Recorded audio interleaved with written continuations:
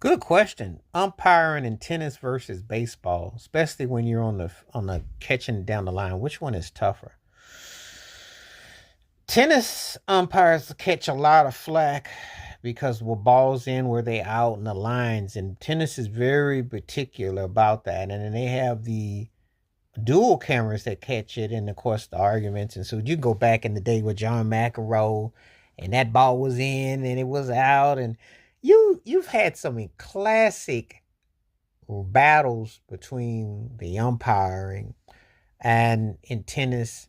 Um, they sit there on that chair, they perched over, they look at the view. Was it in? Was it out? Just really, just really something that just takes a life of its own. It's just really amazing when you think about it and totality of it. So, um, that is just absolutely nuts when I think about that.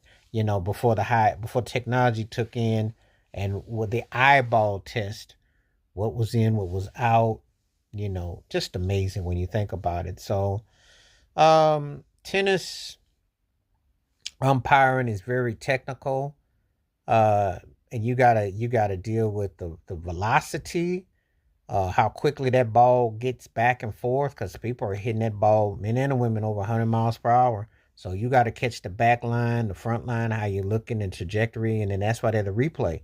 So you always got an interesting take about the stance, and it's just so much to take in. So it's very challenging to say the least. I think it's a tough sport to ref. I think that you know, it has its dynamics. It's something that is always, how are you going to compartmentalize and where you're going to call with it. So that's tough. Baseball with depends on the lines in the ballpark when the first base umpire said they go to replay, the ball goes on line. They're getting that a lot better.